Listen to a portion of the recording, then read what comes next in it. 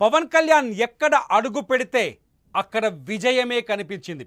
మహారాష్ట్ర ఎన్నికల్లో చూసాం. పవన్ కళ్యాణ్ ప్రచారం చేసిన ప్రతి చోట ఎన్డీఏ అభ్యర్థులు ఘన విజయం సాధించారు.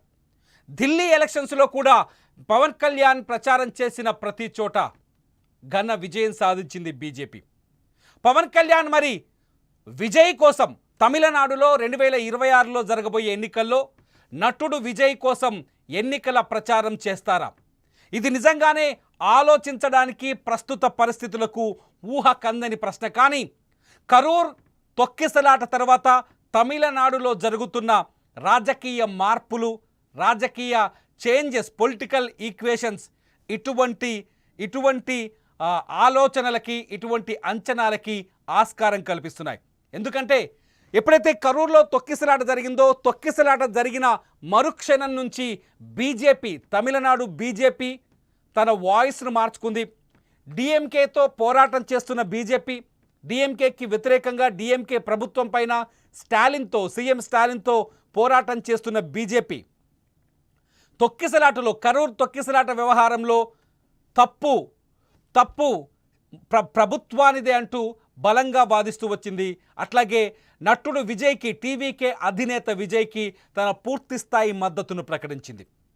కరూర్లో తొక్కిసలాటకు గల కారణాలని విశ్లేషించేందుకు, అన్వేషించేందుకు ఎన్డీఏ తరఫున ఆ పార్టీ కీలక నేత అయిన ఏదైతే అన్నామలై ఉన్నాడో, తమిళనాడులో అన్నామలై, ఎన్డీఏ తరఫున ఒక ప్రతినిధి బృందాన్ని కరూర్కి పంపించి నిజ నిర్ధారణ కూడా ఏర్పాటు చేశారు. ఈ నిజ నిర్ధారణ వ్యవహారంలో తప్పు స్టాలిన్ ప్రభుత్వానిదే అని, డిఎంకే ప్రభుత్వానిదే అంటూ నేరుగా ఆరోపణలు చేశారు అన్నామలై. అంతేకాదు కరూర్ తొక్కిసలాట పైన ఏదైతే విజయ్ స్టాండ్ తీసుకున్నారో, తొక్కిసలాట పైన సిబిఐ విచారణ జరిపించాలంటూ ఆయన హైకోర్టుకు వెళ్ళారు. హైకోర్టులో ఆయన ఎదురు దెబ్బతిన్నారు విజయ్. అయితే విజయ్కి అనుకూలంగానే బీజేపీ కూడా సిబిఐ విచారణకు పట్టుపడుతూ హైకోర్టులో పిటిషన్ వేసింది. High court Madurai bench BJP petition కూడా కొట్టేసింది. మొత్తానికి బీజేపీ చాలా స్పష్టంగా ఆలోచిస్తోంది విజయ్కి చేరువ అయ్యేందుకు. చాలా స్పష్టంగా ముందుకు అడుగు వేస్తుంది విజయ్ని ఎన్డీఏలో చేర్చుకునేందుకు. ఈ నేపథ్యంలోనే విజయ్తో ఇవాళ బీజేపీ నాయకులు సంప్రదింపులు జరిపినట్టుగా తెలుస్తోంది. విజయ్తో ఇవాళ బీజేపీ నేతలు తమిళనాడులో ఆయనతో కరూరు తొక్కిసలాట సందర్భంగా ఆయనతో కలిసి మాట్లాడినట్టుగా కూడా తెలుస్తుంది. నిజానికి విజయ్ 2026లో రాబోతున్న అసెంబ్లీ ఎన్నికల్లో తాను ఒంటరిగానే పోటీ చేస్తానని, ఎట్టి పరిస్థితుల్లోనూ ఏ పార్టీతోనూ పొత్తు పెట్టుకోబోనని పార్టీ ఆవిర్భావ దినోత్సవం రోజే చాలా స్పష్టంగా చెప్పాడు. కరూర్ తొక్కిసలాట తర్వాత పరిస్థితుల్లో బీజేపీకి చేరువయ్యే ఛాన్సెస్ ఉన్నాయా? నిజంగా బీజేపీ ఇవాళ నరిపిన ఏదైతే మంత్రాంగం ఉందో, ఈ మంత్రాంగంలో విజయ్ కన్విన్స్ అయ్యే ఛాన్సెస్ ఉన్నాయా? 2000 తన ఆవిర్భావ సభలో చెప్పినట్టుగా 2026 ఎన్నికల్లో ఒంటరిగా పోటీ చేస్తారా, లేదంటే ఎన్డీఏ కూటమిలో చేరతారా అనే అంచనాలు మాత్రం తమిళనాడులో స్పష్టంగా కనిపిస్తున్నాయి. ఇక్కడే ఒకవేళ విజయ్ ఎన్డీఏ కూటమిలో చేరితే ఖచ్చితంగా ఆ ఎన్నికల్లో, తమిళనాడులో జరగబోయే ఎన్నికల్లో పవన్ కళ్యాణ్, మన తెలుగు నాయకుడు, మన సూపర్ స్టార్, అట్లాగే మన పవర్ స్టార్, అట్లాగే ఆంధ్రప్రదేశ్ ఉప ముఖ్యమంత్రి పవన్ కళ్యాణ్ తమిళనాడులో ప్రచారం చేసే అవకాశాలే ఎక్కువగా ఉంటాయి. గతంలో తమిళనాడులో బీజేపీ సభకి హాజరైన సన్నివేశాన్ని చూస్తున్నాం. బీజేపీ తరఫున ఎన్డీఏ కూటమి సభ్యుడిగా పవన్ కళ్యాణ్ తమిళనాడుకు వెళ్ళారు, అక్కడ పర్యటించారు. తమిళనాడులో అనేక ప్రాంతాల్లో పవన్ కళ్యాణ్ కూడా అభిమానులు ఉన్నారు. పవన్ కళ్యాణ్ సినిమాలు కూడా చూస్తారు. పవన్ కళ్యాణ్ని రాజకీయ నాయకుడిగా చూడాలనుకున్న వాళ్ళలో తమిళ అభిమానులు కూడా ఉన్నారు. ఎందుకంటే జనసేన ఆవిర్భావ సభకి హాజరైన వాళ్ళలో తమిళనాడు నుంచి కూడా చాలామంది వచ్చి చేరారు. ఈ పరిణామాలన్నీ చూస్తే ఒకవేళ విజయ్ ఎన్డీఏ కూటమిలో చేరితే, ఇప్పుడు తాజాగా కరూర్ తొక్కిసలాట తర్వాత విజయ్కి చేరువగా బీజేపీ నాయకులు వెళ్ళడం, విజయ్కి మద్దతు ప్రకటించడం, విజయ్ని చేరుకునే అవకాశం చేయడం. ఎందుకంటే తాజాగా విజయ్ సభలో జరిగిన తొక్కిసలాట తర్వాత అతని సభలకి భవిష్యత్తులో అవకాశం అంటే అనుమతులు వచ్చే అవకాశాలు కూడా చాలా తక్కువగా కనిపిస్తున్నాయి. అనేక రిస్ట్రిక్షన్స్ వచ్చే ఛాన్సెస్ కనిపిస్తున్నాయి. కోర్టు కూడా అనేక రిస్ట్రిక్షన్స్ పెట్టింది. అట్లాగే ఆ కోర్టు ఆదేశాలని అమలు చేసేందుకు స్టాలిన్ ప్రభుత్వం విజయ్ని అడుగడుగున ఇరుకున పెట్టే అవకాశాలు ఉన్నాయి. ఈ పరిణామాలన్నింటినీ ఎదుర్కోవాలంటే విజయ్కి ఒక శక్తివంతమైన మద్దతు అవసరం ఉంటుంది.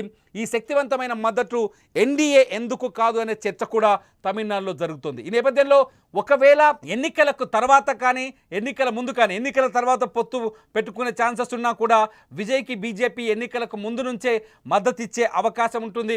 విజయ్కి ఎన్నికల ముందు నుంచే మానసిక ధైర్యాన్ని అట్లాగే సపోర్ట్ని ప్రకటించే అవకాశం ఉంటుంది. బీజేపీ ఈ నేపథ్యంలోనే విజయ్కి చేరువై ఎన్డీఏలోకి ఆహ్వానించినట్టుగా సమాచారం అందుతోంది.